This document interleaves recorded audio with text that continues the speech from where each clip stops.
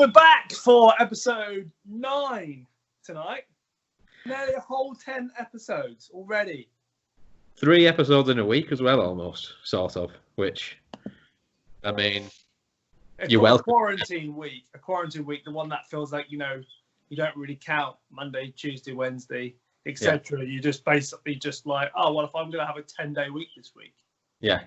Well, I was watching Cutler before, and Dave Borlée just asked him, what day is it? And it took him about 10 seconds. He was like,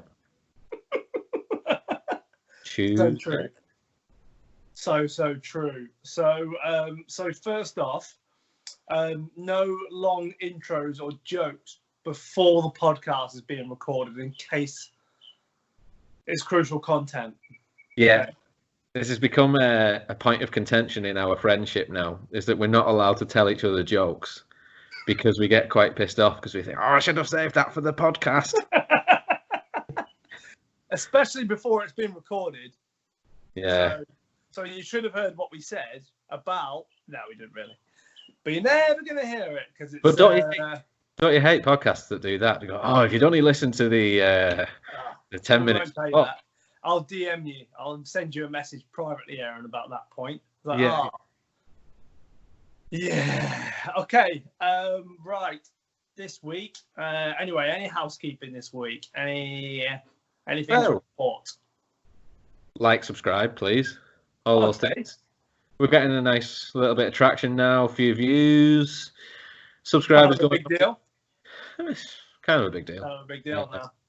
2 months, and you know it's going strong. So if you like it, please like it with the button. If you don't like it, press that button. We've had one. Yeah. Put the bell on. About that. Put the bell on. Notifications. Saying that, I mean, you do need to have the notifications, but I must say, and credit to you, is that it has gone out like every Monday now for the last like 6 weeks in a row. Yeah. Sometimes more. So people will know when to expect it a bit more now. Yeah, I do often get it. Like waiting for Muscular Development to come out every 17th or 18th of the month back in 2008 when magazines were actually a thing, people watching YouTube channel stuff. That was a highlight of my month, and I know it was a highlight of yours. It was indeed. Take it home, cycle home on my bike as fast as I can with MD in my bag, and then get home and then not want to be disturbed so I can read it cover to cover. Yeah. So disappointed when I'd like kind of get the day wrong, or it was late or whatever, and I'd go and it was the same. Or sold out because loads of bodybuilders from Abingdon or Oxfordshire were buying Muscular Really? Time for whatever reason. That wasn't an issue in Widnes, actually. It was just, wasn't it? Well, it was just me. Yeah. Yeah, that's it. Probably told too many people about it. That was the thing. Like a podcast, we don't want to promote it too much, otherwise No. What was your favourite feature in MD magazine back in the day? Oh, favourite feature. What was there? Anabolic Doc was one of them. I used to like reading the Greg Valentino Rambling Freak. It was just a bit too long. Yeah. A bit long-winded. I did used to like reading the articles from the pros that none of the pros wrote. Yeah.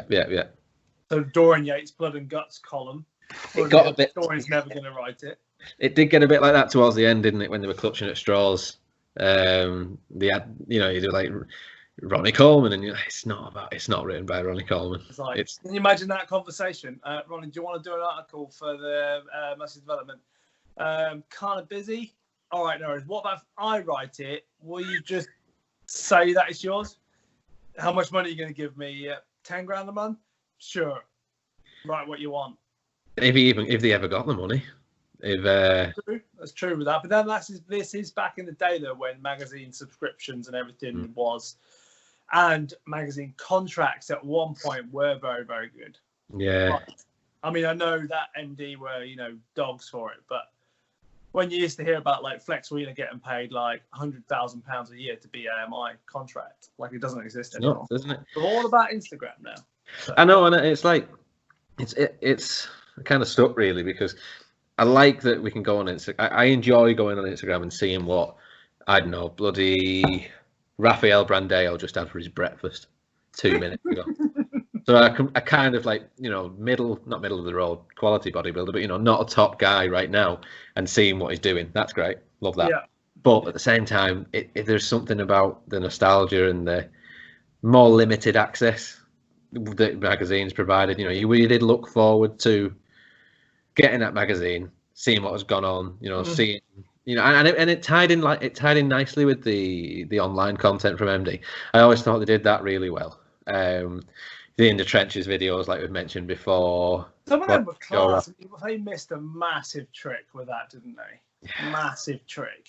How good could that like YouTube channel be if they? I mean, do you remember having to watch the download like 5 million different players because they would upload the video on JW Player? Yeah. I can't even remember the name of it. How weird is that? But it's like it was annoying. Like you're like, I don't have JW Player, and then you like try and download 10 different things to watch. You know, a 2-minute video of like a behind-the-scene footage of Bryce Warren doing hamstrings. That was brilliant, and they were full on like our videos. You know, it was like full all workout. Yeah, but all you get, and it's just, you are right. They've sort of missed a trick on it. All you get now is Giles Thomas talking for 3 hours, which is. Do you follow the Muscle and Strength YouTube channel?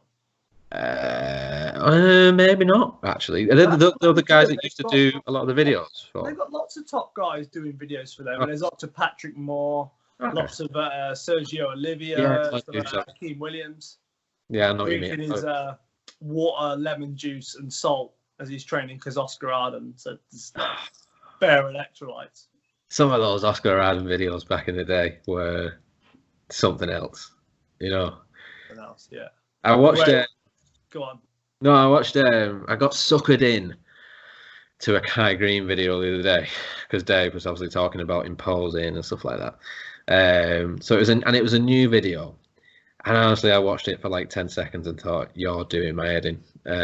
I can't watch you anymore," because it's just what I want to watch. If I'm watching Kai Green, I want to watch him going and buying Tupperware and cooking 5 pounds of tilapia in his tiny flat. I don't want to see him in his fancy gym being all fancy. Yeah, exactly. That's not the same. Yeah, bring back the old Kai. Yeah. The best Kai Green meme, and it wasn't a grapefruit meme, unfortunately to say. It was one of him basically saying, "So, how many sets would you recommend on chest?" And he's like, "Well, the funny thing is about the war and the ambiguous potato." It's like, what? But that is just how he answers questions. I know. Just too philosophical for his own good. Yeah. What I was going to say, do you remember when they did the Kai, Dorian, and Oscar Arden video where Kai turned up like 2.5 hours late? Yeah, and he got really pissy in the workout, didn't he? Because he didn't really like. Brilliant. Well, he kept him waiting. He kept Mr. Olympia waiting for like 2.5 hours or more. Yeah. And he only stuck around because it was Steve Thingy's gym. Sorry, Weinberger's gym. And but the funny thing was, like Oscar Arden was like, "This exercise is brilliant," and Dorian goes, "Yeah, it's even better if you actually put some weight on the bar." So good. Just burned him down straight away. I was like, "Ooh." Yeah, I can just remember watching it and Kai just getting really sort of just shirty with Dorian. It wasn't listening to a thing he said. Nah, he wasn't into it. He was just being a dick, apparently. So other good ones like Dorian again. Not just, I mean, Blood and Guts is Blood and Guts, but did you ever watch? I'm certain I know your answer, but it was A Week in the Dungeon with Mark Dugdale. Yes, of course. I've got the video. I've got the DVD. Of course you have. I know you have. We need to do a full episode on your DVD back catalogue actually, because that is optimal prep viewing. That's right. That's one of my favourite bodybuilding DVDs, I think, because it's just Mark Dugdale's cool, and he had a great physique, and he's one of those that during that sort of era, there was a lot of guys that were really good, but rather it's just the video's good. You know, the whole DVD's good. They're travelling to the UK, not knowing what a Peugeot car is. He's like, I need to get a 5-speed.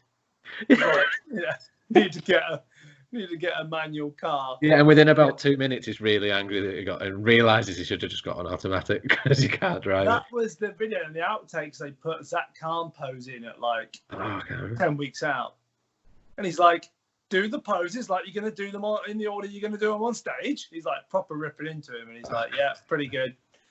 He's just hammering though. Zach can hardly breathe. And he gets doesn't Dugdale get sick as well immediately when he gets there? And he his first 2 days he's got food poisoning or something. Yeah, and he still turns up for training and gets smashed. And Dorian gets smashed by Dorian Yates. Yeah, quality.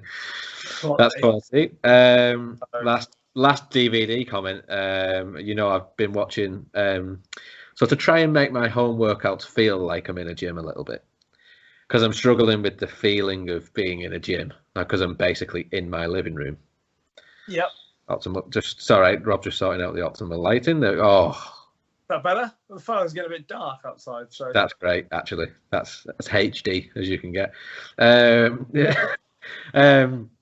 So I'm making sure there's training on my big screen whilst I'm training. So like if I look around, I feel like I'm in the gym.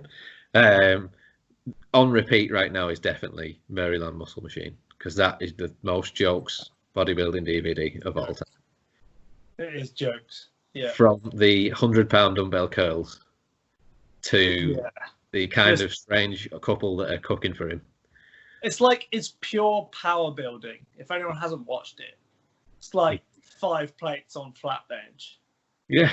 Like, it was just an animal. I was talking to Cara before and saying, you've got guys on both sides of the spectrum now. You've got like your progressive overload to the point where every set and rep is like written down, and like you do 2 lateral raises and you write it down, and it's so scientific. And then you got the other side, don't use so much weight and this, and it's just it. You watch what Kevin Levroni's doing, like you say, like 5 plate benches. There's a hack squat that he's doing, and he's still warming up on like 4 or 5 plates, just sinking it to the bottom. He ends up with like 8 plates or something on this hack squat, and I'm like, and then he leg presses, and they're looking for places to put the weights because they're running out. And it's just, it's one of those. It's the most bro video of all time, because then he goes and eats.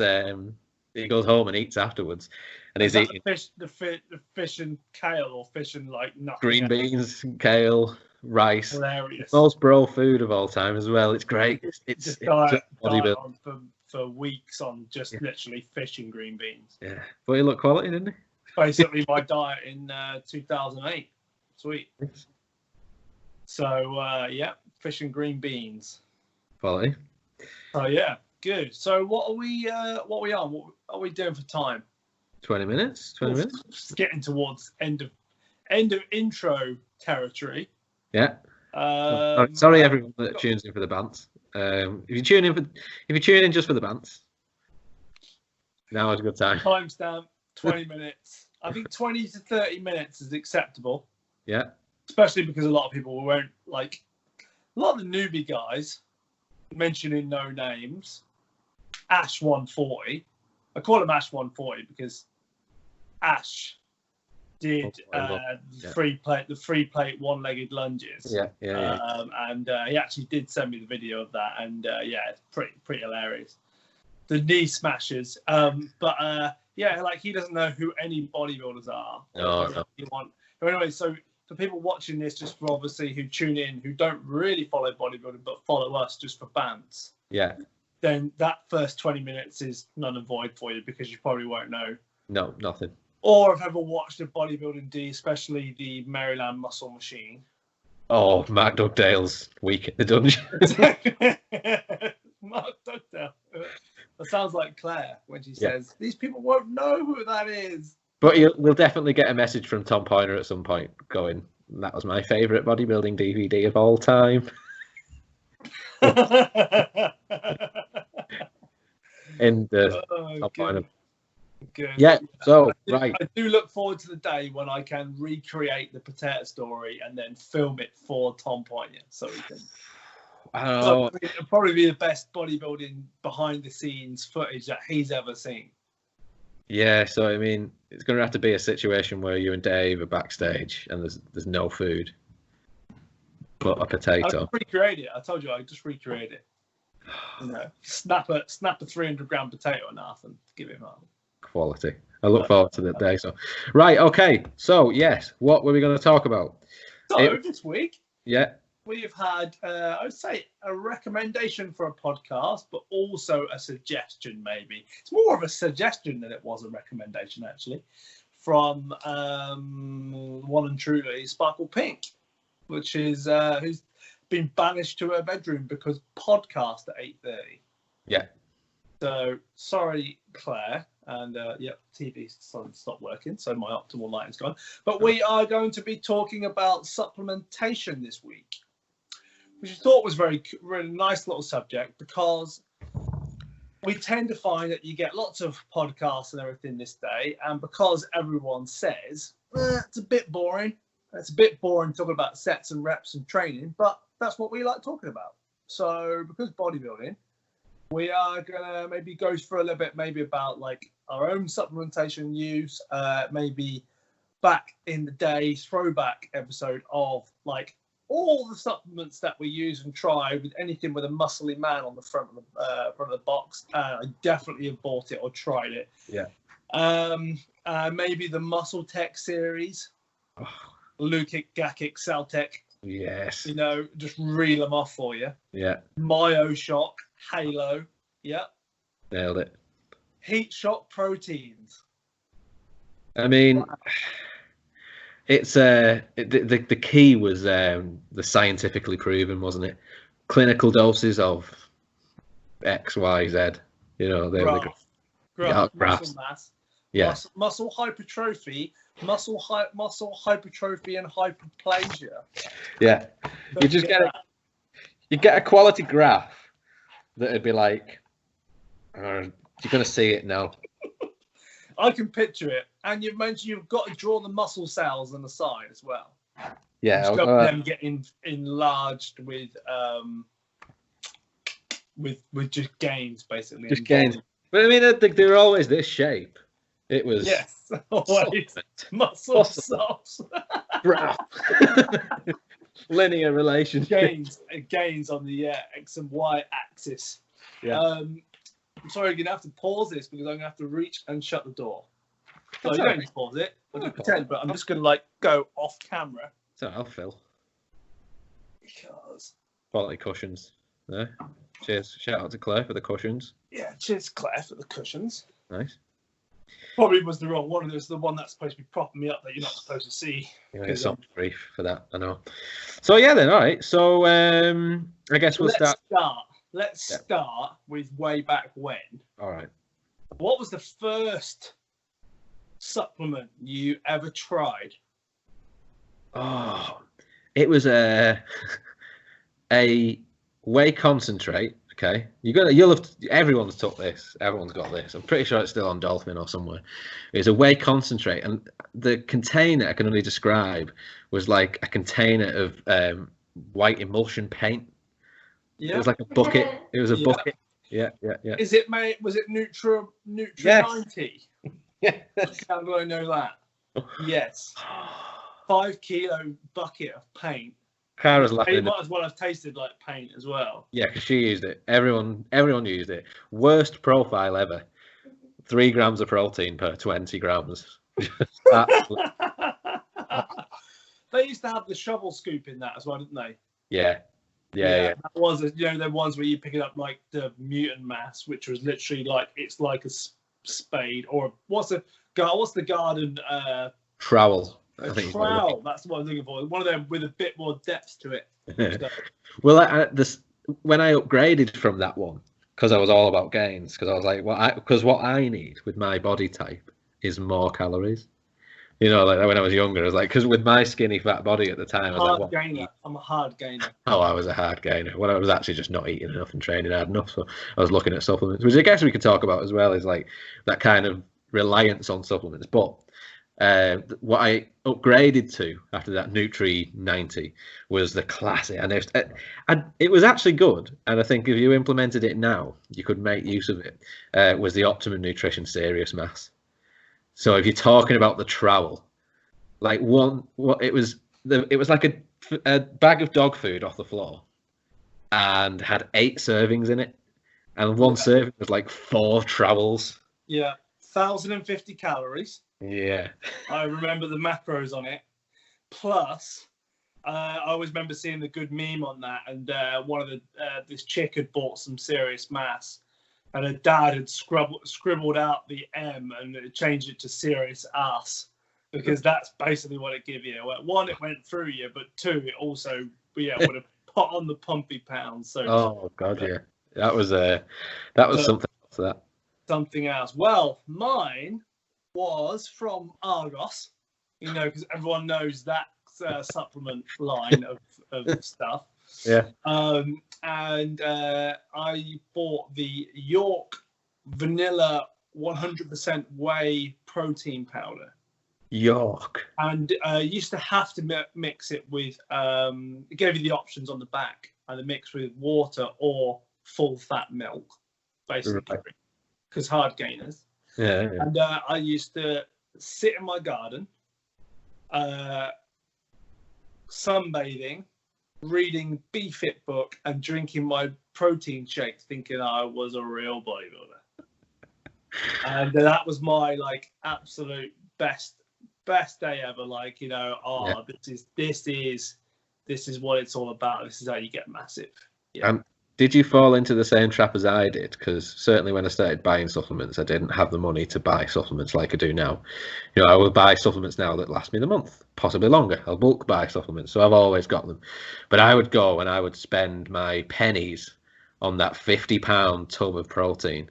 And I was like, this is what's going to make me massive. And it's going to last me forever. And a week later, it's gone. Oh, no. And you're not any bigger.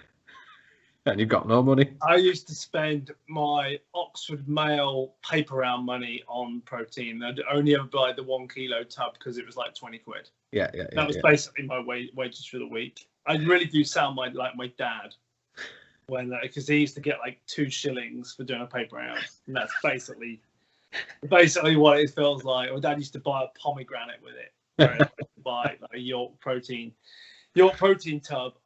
But not only did I move on from the York protein tub, but I also did the fully fledged loading on York creatine whilst at college. Loading on creatine. So recommended amount was to take 5 grams 3 to 4 times a day, with orange juice. So I would go into the college cafeteria called The Loaf, sit down and have my, I was like, what are you drinking? I'm like, creatine. It's like, what? What's creatine? I'm like, well, growth, strength, repair, building muscles, everything. Gains. And then wondered why, basically, that I'd nearly shit myself before going out to play football. So it was horrendous. It's like, fucking hell, I don't think you're supposed to take that much creatine. But so that was my... then actually asked Uncle Darren when I got to the gym about, do you need to load on creatine? I said, no, I don't think that's just a scam they use to get you to use the product quicker. Yeah. All right. Okay. So that was the first lesson in supplementation, and it's very clear in my mind still from this day. So that was York. So if anyone wants to buy it, it's probably been discontinued because it was basically just like baby milk. Pretty sure York shouldn't be making. Mind you, though, we say along them line, the Joe Weider supplement line. Mm. We used to go into Oxford on a Saturday and buy a Joe Weider bar from Holland and Barrett. Quality. And they were actually pretty good for a protein bar. So, Well, protein bars kind of went from, they tasted amazing because they were just full of sugar. And then people got really pissed and was like, oh, you can't have this. So they went really bad and tasted like paper. And then someone learned about sweeteners. And then grenade bars came out. And then they're good again with that kind of chemically sort of taste. So, yeah, shout out to the old bars that were just as bars. I'm sure you will know this if you've been following Heavy Muscle Radio. I had to think of their name then because obviously it's not Natty Muscle Radio. But do you know the guy from Quest Nutrition just sold the company? Right. For 10 million or 20 million. I can't remember. It's a ridiculous amount of money. It's more than 10 million. But he decided just to set up another company again. And he's just made the first sugar-free, pretty much very, very low-calorie Pop-Tarts. Pop-Tarts. Oh. So protein Pop-Tart, which is basically like 2 grams of carbs. So if you can find them anywhere, then please buy me a box because I'll definitely try some. Do you remember when Quest used to be advertised by on RX at the very, very early days, and Dave was just talking about it like it was, oh, you should try this protein, these bars are great, and now, like you said, it's just been sold for 10 million, and it was more than 10 million. It's a ridiculous amount of money. I can't remember. And you'd think when the guy had sold it for that, because the guy who sold Grenade sold it for 10 million. Okay. This was like, because obviously Quest in America, for those people who don't know, is huge. Oh god, yeah, huge. Well, it's the first time you could start to see before things like Quest and Grenade, you'd never really see a petrol station with protein bars in. True. And now WH Smith or anything like that, so that's cool. I was going to say was about supplements that would talk. Pitfalls of those. We're going to get onto your sort of muscle text and things like that, and you kind of like you said, muscly man on the front cover. Well, one thing that I always got suckered into was the old tribulus. Okay. Ceres, yeah. I thought that was Bulgarian tribulus or just the regular tribulus? Bulgarian tribulus. Yeah. Oh, it has to be the Bulgarian because otherwise you don't get massive. Exactly. Because that's what all the Bulgarian athletes were on, obviously. Yeah. And the Russian ones. Yeah. Tribulus. Yeah. It was absolutely bullshit. But I was suckered into that quite a few times, I think. So for people watching, because we talk about this like it's just normal, in your opinion, Mr. Scientist, not a doctor, but still loves supplements, is there any actual testosterone boosting supplements that is worth taking for a natural? So in my humble opinion, boosting testosterone with supplements is very difficult. I know there's a lot of good studies on D-aspartic acid quite a while ago now. What seems to be the case is that they cause a small increase very acutely, and which then drops back down after continued use. 2 days. So, yeah, it's really strange, really. And then again, the studies on these kind of things are often not easy to follow and trust. Anyway, yeah. So that one is a bit strange. I wouldn't use it really. But what I do think is a better way of looking at it, and it's a way that I've supplemented for a little while now, is instead of boosting testosterone, is managing healthy estrogen levels as a male, especially. So there's a few supplements that I like to use. There's a bulk powder supplement, actually. It's called Complete Anti-E. But it's just got a lot of, it's your classic vegetable extracts and stuff like that. And another supplement called it's just calcium. It's calcium D-glucarate. But what they do, in theory, is help you metabolize excess estrogens. So however you want to believe it, really, in the current sort of day and age that we live, lots of plastics and stuff like that. There's chance that we are consuming estrogens that we probably shouldn't be. So you've heard about eating cruciferous veggies to kind of help you, balance that out. And for me, what I'd like to do is supplement with these things that I almost use them as a digestive supplement, on the possibility that they will help me metabolize and excrete excess estrogens, that not even really for bodybuilding, but just for health, because I think just that kind of hormone management is a good thing to do, as whether you're a natural lifter or just a natural athlete in any which way, or just someone looking to be healthy. So really the short answer is, instead of trying to boost testosterone, because I don't really think there's been anything proven enough to do naturally, but I do believe in a couple of natural ways of increasing your health, really, by getting rid of exogenous estrogens that can be toxic. Things as well, like I mentioned in the previous episode, and we had a couple of messages on that, so thank you for everyone that messaged. Just being mindful of your digestive health. And a supplement I like to use is psyllium husk. Just shout out to Evan Centopani for the psyllium husk. And Fibrilize. It's so what I buy is psyllium husk off Amazon for £20 for a massive thing of it. What you buy is Fibrilize, imported from America by Species Nutrition, which is also psyllium husk and 3 times more expensive, but it's cool. It's not though. It's £25. Oh, okay.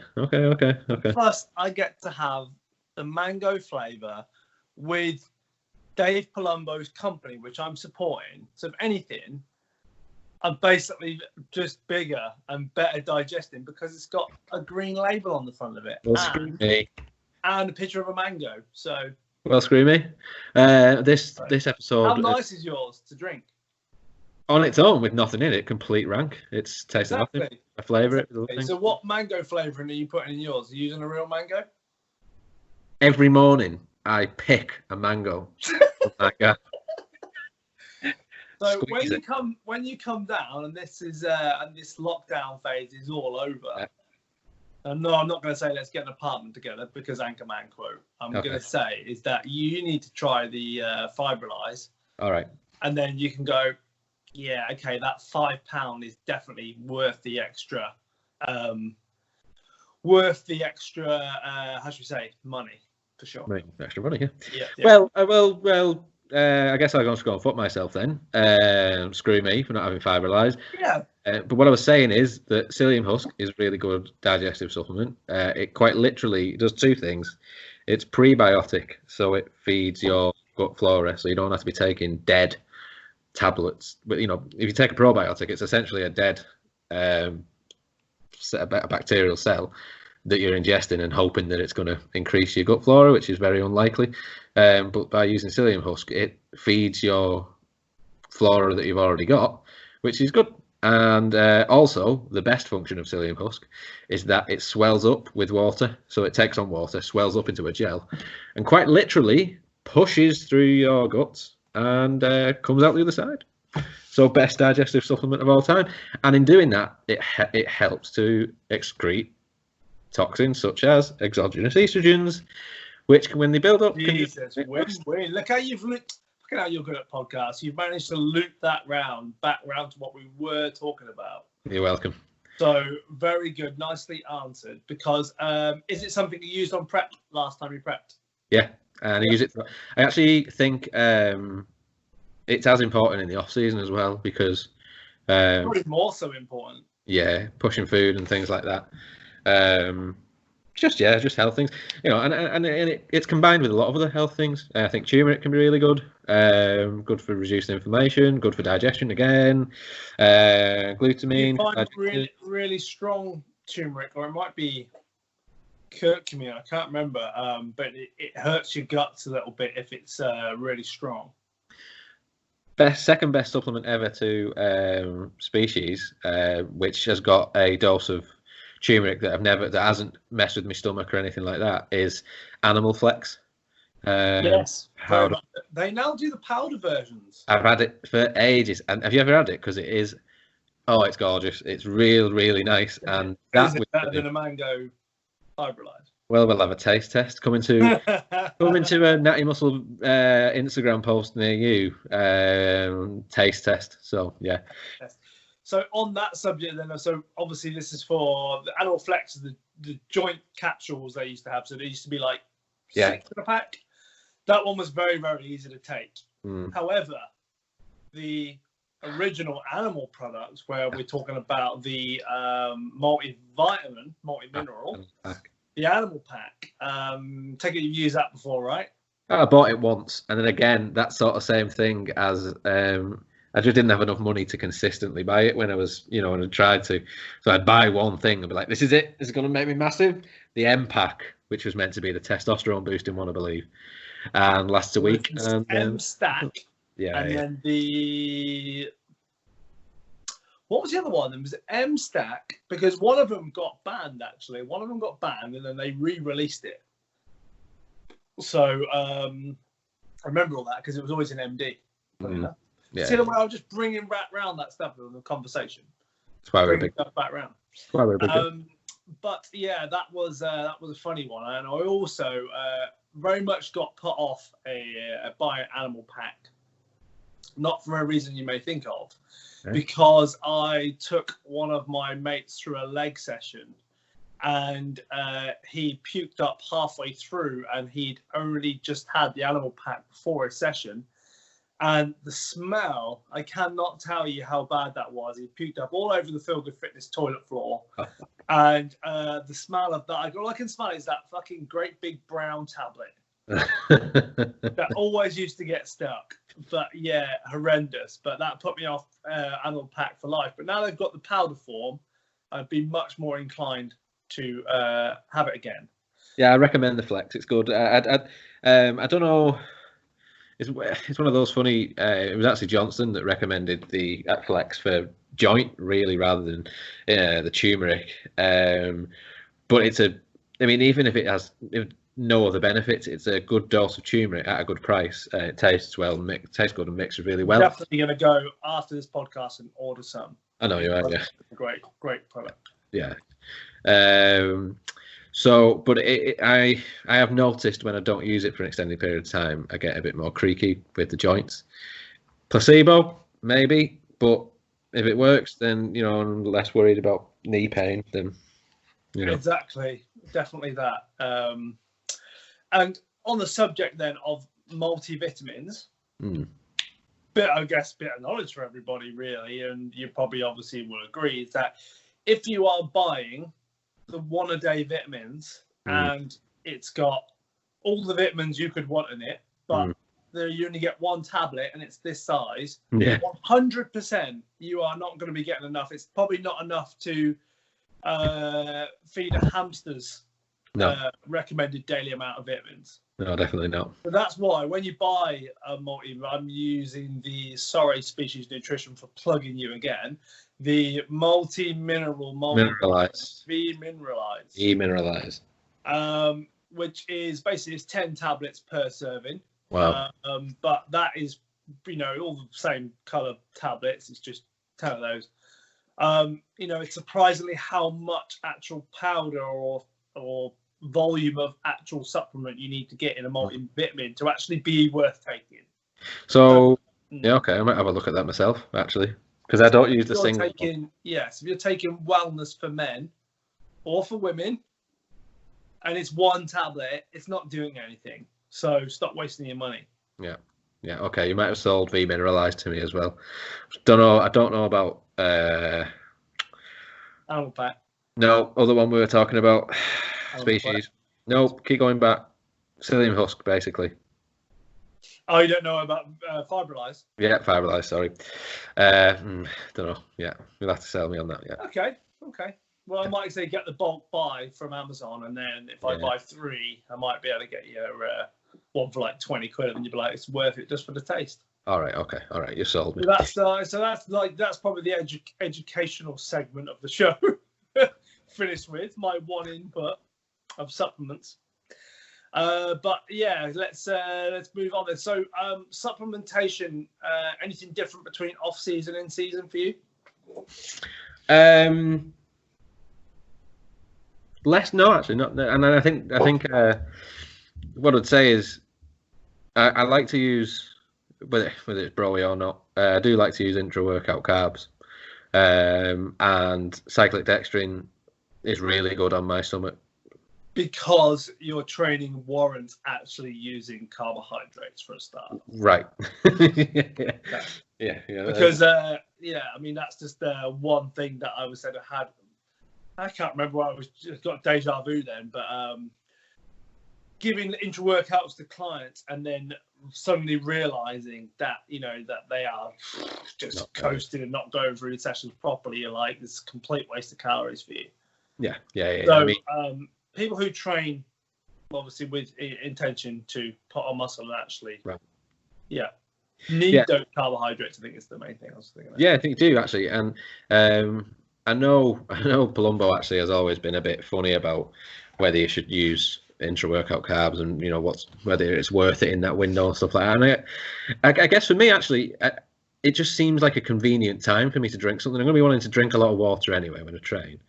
So if I can get a jump on my post-workout nutrition, then I'll do that, you know. So I'd probably only start drinking it midway through anyway. And so it would be branched cyclic dextrin, use some kind of fast digesting protein, like whether it's just essential amino acids or something like Pepsi-Pro or something like that. And then maybe flavour it with a little bit of glutamine, just because the other things are a bit bitter, really. That's the reason why. Yes. And I would say there was a point last year on prep. You know, it was like salvaging those calories to have satiety. So I think what we did, I said to Darren, can I drop the cyclic? I was doing 25 grams of cyclic dextrin or something like that intra-workout. I said, what's that, 25 grams of carbs or so? Yes, it's pretty much 1-to-1, maybe like 24 grams of carbs, something like that. So I asked Darren, could I swap it out for some food? Like, could I eat fruit pre-workout or something, whatever, because I just wanted to eat something. So I said that was absolutely fine. Started doing that, and I felt great when I was eating the food. Of course, it was the best thing ever. Extra food, honestly. It was. I was on that diet for a few days before I went back to the cyclic dextrin, because my workouts just went really absolutely through the shitter. Yeah, because I think what they were doing was, whether it's subconsciously or not, I don't believe this was it. It gave me the staying power for workouts all the way through prep. Like, I really didn't notice a drop off at any point. I was still pulling heavy deadlifts off the floor 3, 4, 2 weeks out, you know, really. And I do think it had a lot to do with the intra workout that I was doing, because it just made me feel good when I trained. You know, I felt like I had energy and things like that, you know. So that's something that I kept in through prep, and I've kept it in the off season as well, you know. Yep. As well as increasing now, you know, post work. Best product for cyclodextrin? Anything you've used which you like, rather than just like bulk powders version? Have you used any others? I haven't used any others. I tend to just use all my supplements like that. I do tend to buy from my protein bulk powders or whatever. I'm using a lot of it. Do you ever try Glycofuse? No. That was good. That's by Kaspari. Johnston recommended. They changed the blend, but the very first, because they used to have Size On, which was casein and I think it was maltodextrin. Maybe it was I can't remember. Maybe it was a blend of carbs. And the reason I got into them is because we went to the Milosh Sarshev strength camp, and he was talking about high molecular, what do you say? High molecular carbohydrates. So the sounds a lot like Tom, Cuey, Claire. But that was very much, you know, peri-workout nutrition, he would call that. Yeah. Obviously, you're just thinking of Nando's. Peri. But that was really interesting, because he was the one who really kind of really put me onto it, because that was the one bit of the nutrition side that he did actually, which I really sort of took notice on, because the nutrition talk was so short and the training was like the whole rest of the weekend. But that was something I really took away from that, which was really good, you know, pre, intra, and then post. He was a big believer in just like maltodextrin intra workouts or Vitago. And he said that a lot of people were finding, like, with using cyclodextrin and Vitago, it was hurting the stomach. Right. But obviously, you know, big tip, if you do use the cyclodextrin, you do have to dilute it a lot. Yeah, that's one thing I've noticed. It's the osmolality of it. If you get it wrong, it will literally just go right through you. Yeah. Kind of ruins your workout a little bit, but you know what? I went through such a time of not really, like, let's say bothering about it, but I just thought it was normal, because the pre-workout I was using at the time was one from a company that I was working with, and some of the raw materials from it, I think, were just a little bit outdated. They weren't very water soluble, and the problem was that it always used to go through me a bit, and then obviously it would really like dehydrate me. Yeah. And to a point where actually I started to realise that combined with cyclodextrin was like just the worst thing for me. It would like take me all day to then like get rehydrated and obviously just super uncomfortable in my stomach. And then I realised, like, why am I continuing to take it? Because we just doing it on pre-workout, you know, because pre-workout. Yeah. And it wasn't until I changed and then really even like recently realised, like for me, like I've been using Potago pretty much all prep for the last 6 months or so, with some of the electrolytes in it, and just mix that with a little bit of EAAs. And like, as you said, that does wonders for my session. Yeah. So I think that, you know, there's something to look at that I just overlooked for ages. I just kept thinking, that's just going through me, but it's just the nature of pre-workout and stuff. But, you know, if that's happening to you, for sure, change. Because people think, oh, you know, like there is some like nice products on the market. I mean, Seth Rosie's got one. Johnson recommends Raging Full. Anabolic Designs. Yeah. I'm such a subs nerd. That was very good though, actually. That was very good. Expensive though for the small tub it came in. Yeah, Matador's good as well. That's the sleep aid that you give me when I was getting 2 hours sleep a night on prep. Cheers. Thanks very much. When you give me Matador, the sleep aid. Matador's not the sleep aid. Matador's the. Oh, sorry, that's the glucose.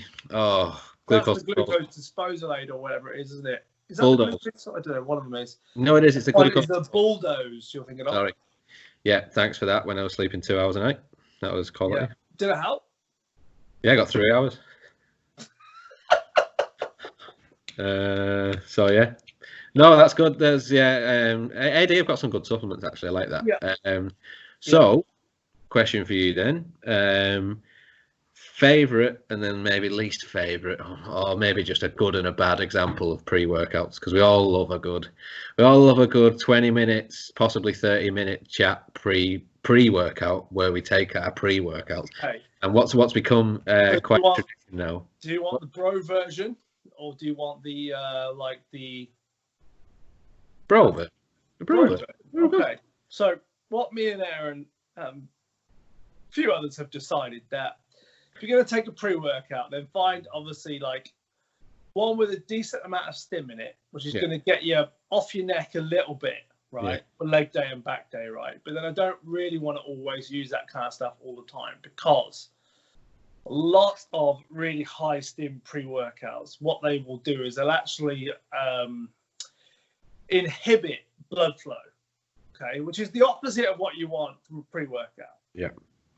But what we found is that if you use like a decent stim pre-workout, but then you also use the accompanied non-stim pre-workout and then mix those together, you get strength plus 10 and pump plus 10 plus focus plus 10. So you end up with like 100% workout. Yeah. Science. Absolute science. Absolute science. So they are very good for, as I said, you can find now on the market most good supplement brands will have a non-stim and a stim pre-workout. Yeah. I was laughing the other day because I was talking to someone about it, and he was saying that one of his mates is sponsored by JP, and I like the name of JP's pre-workout. It's called J Pre. I was like, that's funny, because just why not call it that? So I thought that was pretty funny. Yeah. But one thing I guess they say, like, let's say pets hate, is that I've worked in some gyms which have, you know, every man and his dog who come in to train, they're all sold pre-workouts because obviously everyone loves a pre-workout, a chat before they train. It's all good. But I was super surprised in some of the gyms that I've worked in, because obviously we said we're in a different gym every 6 weeks because of the job. And the people will just come in with no education on what supplement formulas should be, and just choose something with the worst stim in that you can find. Most of them are legal, I guess, or especially in natural bodybuilding. And then everyone just be off the neck for 2 hours chatting and training and just looking at the phones. And it's just like, it's hilarious really that, you know, if the one product of like a super small scoop, same again, we're looking at like powder and volume and everything, is just that stimulant, then it's not going to do a lot for you. It's going to smash your adrenals. Yeah. And that's something that people do a lot. You know, they end up like raisins, and then you wonder why you've got headaches all the time. You know, your adrenal gland should be like nice, juicy DFAC grapes. Have I ever told you about those? The DFAC grapes, the pump up green grapes backstage. Yeah. And are they the candy floss flavour ones? Because they're something else. Them I learned about them this year. You not tell me about schoolboy Darren on that, or Coach DSL. No. Turned up to the show with red grapes. I was like, "What are you doing?" And he's like, "What do you mean?" I'm like, "Red grapes. It's only the green grapes that work, bro." So unlucky, Darren. Unlucky. You're basically not going to get a pump because you use that. I was talking about pre-workouts and adrenals. Dan's favourite story is I was heavily relying on pre-workouts at the end of prep, as you do. And I it was 2 scoops of something like ABE, 2 scoops of something else, and instead of water, caffeine 500 plus. Yeah. Instead of water, a full can of White Monster. Yeah, good.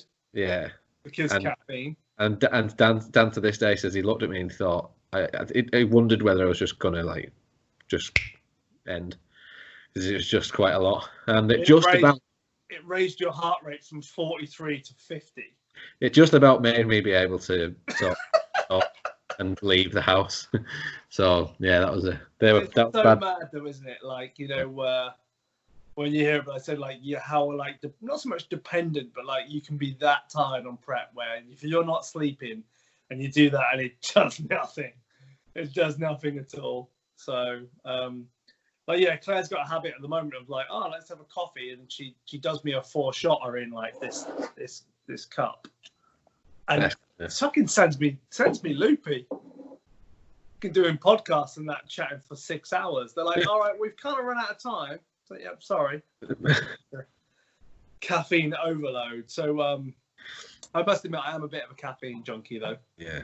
But I try to do the 1 day rejuvenation package a week now, where I only have 1 coffee in the morning and drink water for the rest of the day. And it does kill me because I am like an 8 coffees a day guy. Yeah. But I do actually feel better for it the next day because science. So. Do you just not drink lots more the next day because you wanted it? Yes. Yes. Absolutely. Okay. So, Team 2 cups. One thing I would say though is that I haven't been using stims every single session for training. Cool. Most, but not every day. I think it is good to have a little bit of a break on these kind of things. Not just changing your pre-workout stim source. That's not helping you. No. I'm cycling them, so you're not really cycling them. You're just basically still smashing your adrenals every day. Yeah, and I made sure after prep I weaned off every supplement, and now I'll, like you say, just knock an ABE back if we're training something big and heavy, or some what is it? Hydraulic is our favourite non-stim pre-workout pump, which that's great. Hydraulic is great because it's got. I always like these supplements these days, like the pump stuff with the hydration formulas in them as well, because electrolytes and not Oscar Arden's lemon and salt. No. I don't want none of that. I want Seth Rossi shark bite and all the funny flavors like what have they got at the moment? Unicorn blood. Yeah, unicorn. All them ones because it could be anything. Tiger blood. Whatever you want, There's some great pre-workout flavors have improved a lot as well over the years, and it's just like honestly that double pre-workout plus Monster was an enjoyable thing to drink on prep. 0 calories, maximum taste, maximum caffeine. Brilliant. Going back in the day, then, what was the very first pre-workout that you used, which was actually any good? NO Explode. Okay. Good. No doubt. We use NO Explode because that stack the BSN stack, which was NO Explode, Nitrix, and Salmas all together. Fucking hell, fucking knowledge on me for supplements. That was quality. That supplement was great. That stack was Again, another stack that I might have bought the stack once because I had enough money once, and then it lasts a week. I didn't look like Ronnie Coleman after a week, and I was pissed off. Well, So. I used to get mine at trade because we used to order from Tropicana, Yeah. and occasionally you bought the stack, you get a free T-shirt, so it was worth it. The league. And I remember being so jealous. We went to our very first bodybuilding competition in Scotland, the one I competed in, where I nearly beat Dave Kay. Unlucky. And a guy turned up in a full red No Explode tracksuit. Oh. So jealous. I was like, you prick, where have you got this from? It was like velvet red and it had No Explode written all over it. I thought that's the coolest tracksuit ever, because that was when they used to use like Ronnie Coleman, like absolutely massive in black and white in the background on the adverts, and then just like True Mass written down the bottom or something. That was the name of their gainer. Where he used to use 7 scoops in the video. He's like, well, I only eat 4 times a day, but I also have 4 lots of 7 scoops of thing. I used to be, so I used to think that what I needed was arginine and nitrix, because I didn't ever look pumped. Like, I was like, why don't I have like massively vascular? Yeah, my veins very big. In reality, I was fat and didn't have much muscle, but I thought that what I needed was arginine and nitrix. And when I bought nitrix, I was like, this is it. I'm going to be walking around like jacked all the time, like Wolverine. Needless to say, they didn't do anything. But they used to really sell that one. They sold me down the river for that one. Oh God, yeah. I enjoyed Super Pump as well. Gaspari Super Pump, that was good. Yeah, Super Pump 250, because they didn't it get banned at one point? They really had to rebrand it. That a lot of stuff, didn't it? Yeah, there's a lot of stuff that back in the day that you couldn't even find now, because a lot of stims end up falling under the sort of in or out of competition banning things as well. So you find a lot of mainstream supplement companies just sack off to supplement altogether because they don't want the ambiguity with it really. So yeah. Did you ever hear about, and this is going way back, there was a product that all the guys used to use back in the 90s called Ultimate Orange. Yeah. And that was pharmaceutical speed. Yeah. It basically was speed, and then people used to like use that and be like, fucking best thing ever. Yeah, well, yeah. But obviously then they remember everyone saying it got banned and it was like gold dust. It's like what happened to Jack 3D, you know, he had like people importing it from somewhere. It's like the Donald Trump meme with the original formula Jack 3D is back in is allowed back in, and it's just showing the sign. So yeah, funny. But that's good. Good old times reminiscing. And as we said, we don't think we've spoke about it, but the original Saltec, the stack from Muscle Tech was pretty what would you say, legendary. Oh yeah. But I mean, you did have obviously we've seen the graphs, but I mean, yeah. What actually was Saltec? Was it just creatine? It was creatine and 80 grams of carbs per serving. Really? Yes. Wow. The lemon one, I used to take it on a holiday with me because I used to think like, well, it's going to get me massive. And yeah, just like, you know, like, I don't know how I can describe it. Has anyone ever seen the episode of The Simpsons where Bart and Milhouse go and get a super squishy because they find 20 quid on the floor or 20 bucks, and they just get the pure syrup from the machine, and then they like space out and go cross-eyed. That is basically what it was like taking Saltec back in the day. So, and you needed a mortgage for the whole stack as well. Yeah, the super squishy stack. Yeah. What was it? Saltec, Lukic, Gatkick. Which I don't even know what they were thinking about it. Creatine tablets, because you haven't already got enough creatine in Saltec. Was Lukic just leucine, maybe? Yeah, would probably make sense. Yeah, because mTOR synthesis. Yeah. Them graphs. What was the other ones as well? They had they used to have the protein in the cans as well, didn't they? What was that called? Mesotech. Oh, I rattled that one off. Jesus, my sup knowledge is good. Your all the useless information of supplements that no one needs to know anymore. Yeah. Mesotech bars are still around. They were very nice. Yeah. Muscle-Tech used to sponsor some athletes, didn't they? And now it's just none. Crazy. He said that Cutler used to get about 100,000 a year for Yeah. that. Cutler Heath. Warren. Yeah. Even Foward Abiad at one point. Cedric Whitman, he was on there at one point. Yeah. All the good guys. All the good guys. Bygone. They had like the top 5 guys, didn't they? Yeah. They had like Branch, but the only person they didn't have was Ronnie Coleman. Yeah, because BSM got hold of him, didn't they? So. Yeah, they must have paid him some money. Jesus. I dread to think, really. And if you want to pay us some money to give us a supplement, please do. Yeah, we'll try and review it on here for you, for sure. Before legendary legs. So, legendary leg workouts. So, okay, cool. So, reminiscing, but I mean, moving on then. So, intra workouts we've talked about. What's your go-to post-workout nutrition at the moment? Keeping it simple. If I'm not using an unrivaled thing, I use just some dextrose and an isolate and just whack it in, and away you go. Yeah. Why don't you tell the fans about the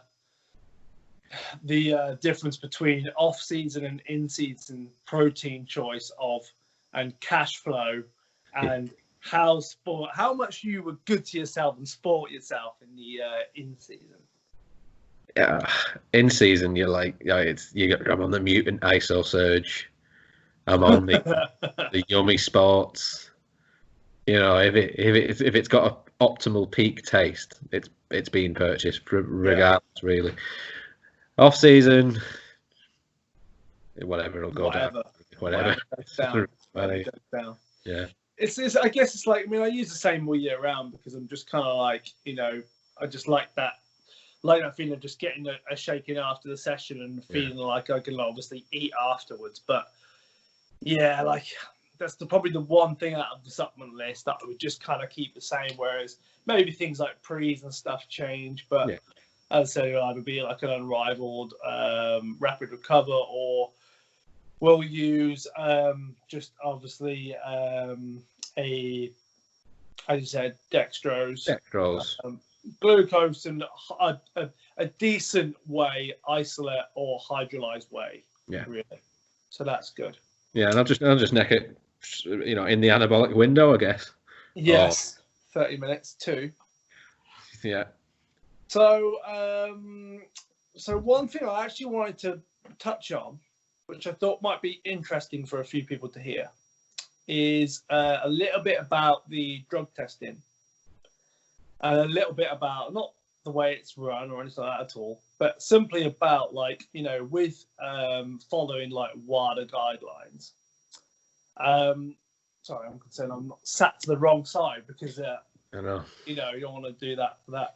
Yeah. But I thought what would be quite interesting is when athletes are tested at shows, obviously they test for a number of things, but they also one of the sort of, not so much the biggest thing, but one of the main things they test for is people's testosterone levels.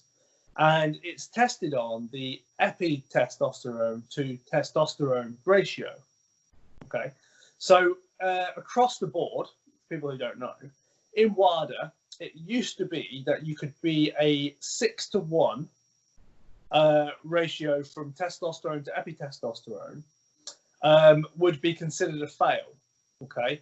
Now, to put it into context, most normal people walking around and most athletes will be 1-to-1.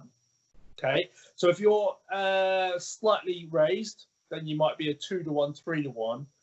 Now they've lowered it for the last 5 or 7 years or so is now 4-to-1, because 6-to-1 on that ratio was basically within 1% of the country.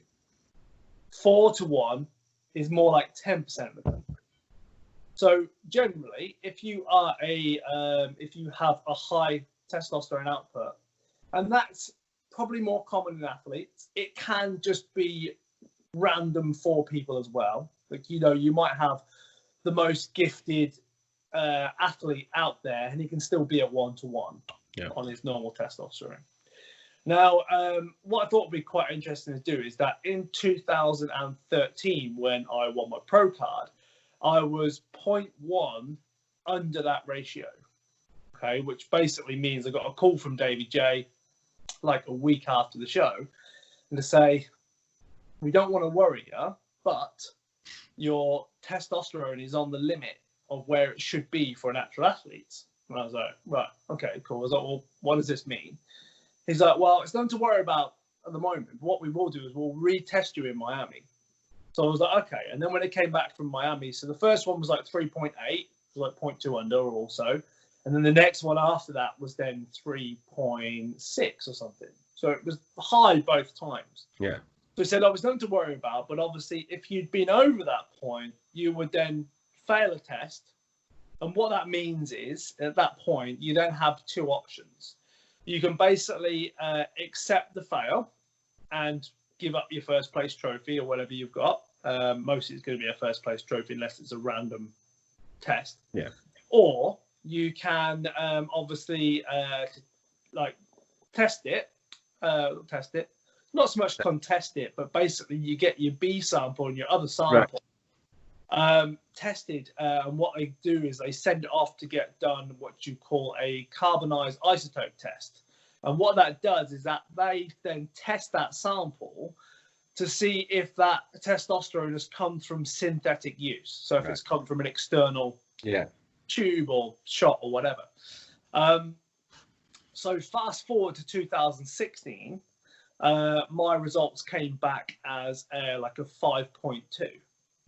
So I was way over. So manly, so much man. So too much man in there. So I obviously did get that horrible phone call off David J. It was like, you failed a drug test. And I laughed down the phone. And I was like, right, well, I said, well, this is obviously pretty common, isn't it? Because obviously it happened last time. So if it's high both times, like, you know, it's somebody. And I said, unfortunately, I'm not a science guy who will be able to regulate my levels that way to, like, just, you know, to do it, to like make it work, basically. Yeah. And, you know, as a result, what I had to do is I had to pay about 400 quid to get this test, carbonized isotope test done, and then obviously come back and obviously it was all clear. But what a lot of people don't know is that there's lots of guys out there, Lewis Smith being another one, who's done exactly the same thing. His was like even higher than mine was. And there are guys out there, when David J was telling me about this, who, as an American guy, who was an 18-to-1 on ratio.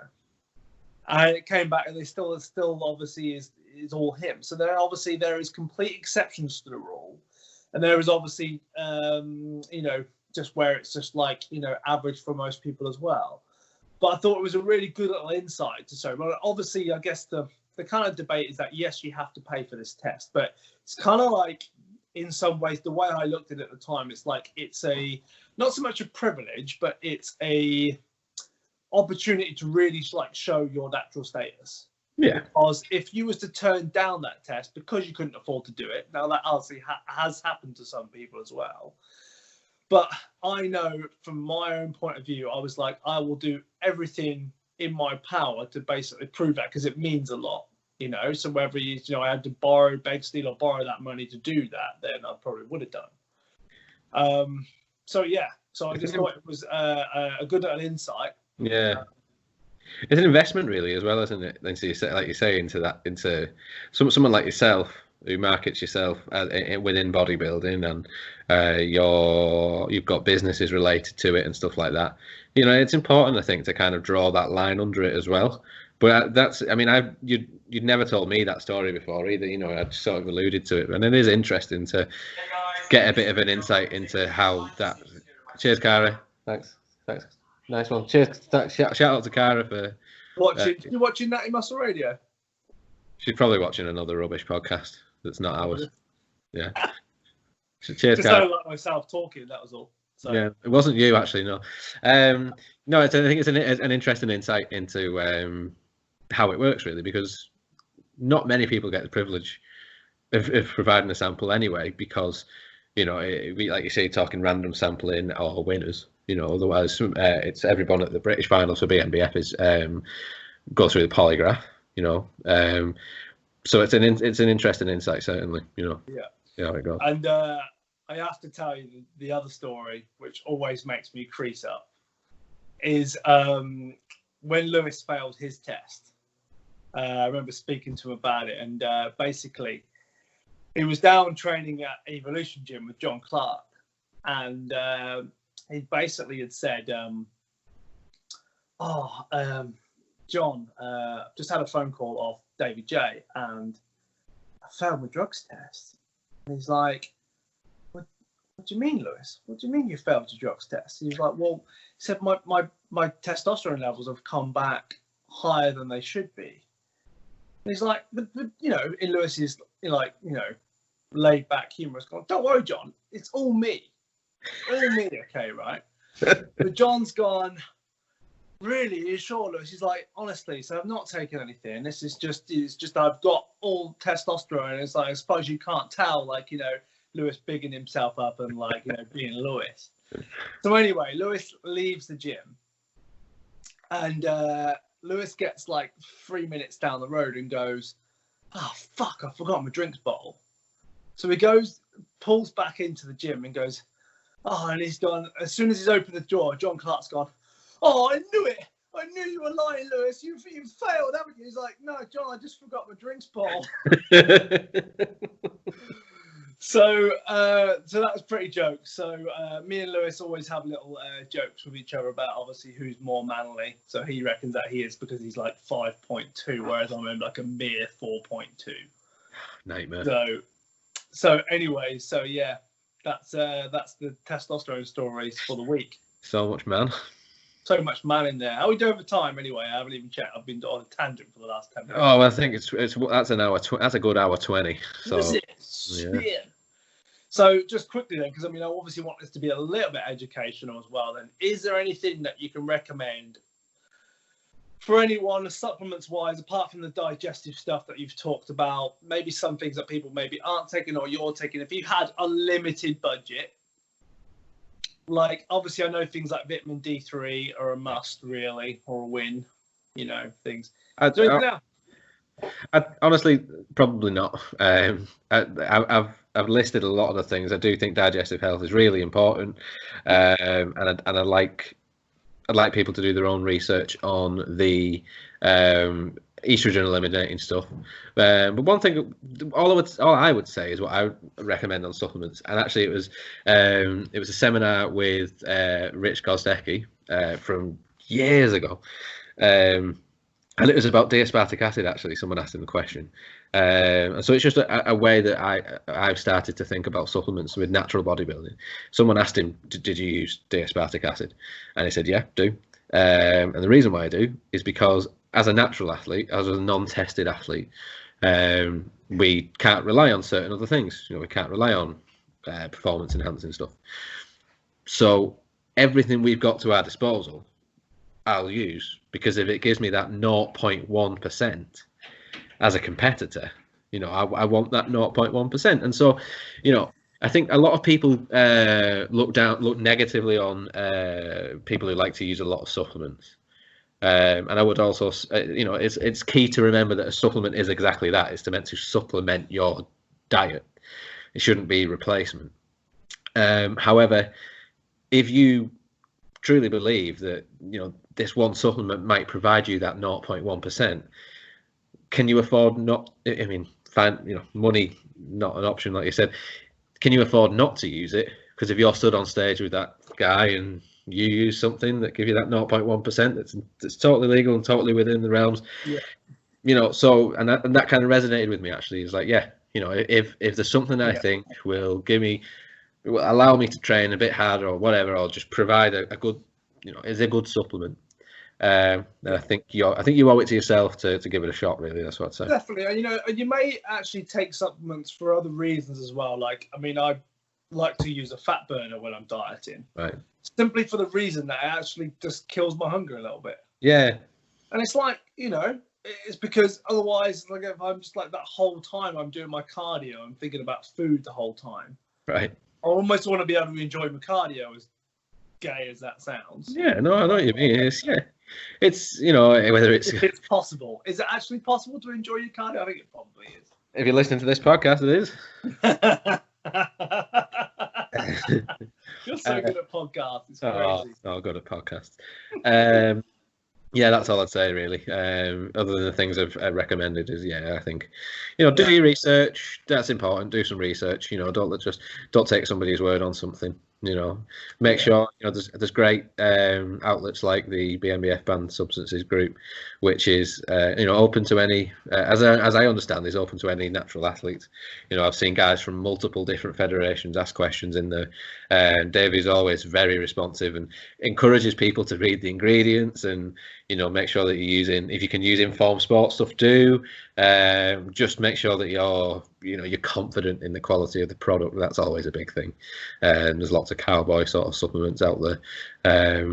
But just do your own research. And if you're confident in the supplement, if you're confident that it's not going to cause any problems with testing, and you want to give it a crack, then give it a crack. And supplements, that's actually some of the supplements that have a grey area. Are actually because they can provide a false positive to a test. It's not the fact that they're actually a banned ingredient, but they're banned because they can effectively mask stuff, or basically, say that you've taken some which you haven't. Yeah. So not that I know enough about this stuff, but it's. There's, for example, octapamine is banned in competition, so it's not banned out of competition, but it's banned in competition. You get it in quite a lot of pre-workouts actually. Octapamine is a derivative of citrus aurantum. I don't know if you've ever heard of that in a supplement as well. Tons and tons of different supplements have it. But more often than not, citrus aurantum or synephrine, the reason why that is banned is because you can test positive for metabolites of octapamine. So, like you just said, it's moreover that it's the downstream problems. Yeah. But again, just do your research, and if you're comfortable using something that is banned out, in competition, as long as you understand the rules surrounding that, and you're okay with it in your own head as well. You don't think that you're cheating, because then it'll cause problems with the polygraph. Yes. You need to know that what you're doing is within the rules, really. And you've got people that are absolutely against doing that, and if it's in competition, they don't want to use it, regardless, and that's cool. And then you've got other people that like to use different supplements, and they'll, so long as they're happy with the rules and that it fits within it, then they'll shoot with it. They'll go with it. And as what I was just saying is, supplements are fun for bodybuilders. Especially on prep. You like trying a new pre-workout because you can't try anything else. So just lastly to finish, then, what's the worst thing you've ever taken as far as a supplement, whether it be for taste or whatever? Worst choice of I bought this and wow, this is terrible. Go on, have you got one? Well, I think. Well, no, but just I did read an article once on how good beetroot juice was for a pump, and my mate bought a carton of it, and I tried to down a big guzzle of it, and literally the worst thing I've ever tasted in my life. I nearly yacked everywhere. It was just I don't care if it gives me the best pump I've ever had, I'm not drinking that. You're probably going to sell me a greens drink from a company now, but I did change my greens drink once upon a time, and that was the worst decision I ever made. It tasted like sewage. So if you got something you like, probably stick to it, because really nice tasting supplements are few and far between. So if you got something you like, then probably stick to it. Yeah, that's true. Yeah, there is a few out there which are have you made this? What did it taste like before? Before you tried to try to mask that. I actually did have one from a company which EAAs, and I ordered some for my mate. And my mate left me a voicemail on a voice note on my phone. Yeah. And he said, please don't ever give me that supplement EAA again. It smells like someone has turned up to my door with a big bag of unwashed dicks. Probably not use that flavour again then. Specifically unwashed was his thing. So I was gonna say not washed, not a clean bag of dicks, just a wash. no, unwashed. Right. So if you can imagine that, it's literally what it smelled like. So Won't be using that then, yeah. Don't be using that. I've got some in the cupboard actually. If you want me to send some over for you. A bag of unwashed dicks, or yeah. all right. So, yeah, funny. Right. On that bombshell. So yeah, very good bro episode this week. Yeah. Happy days. We will see you next week, and Natty Muscle Radio. there's always another level. Yeah.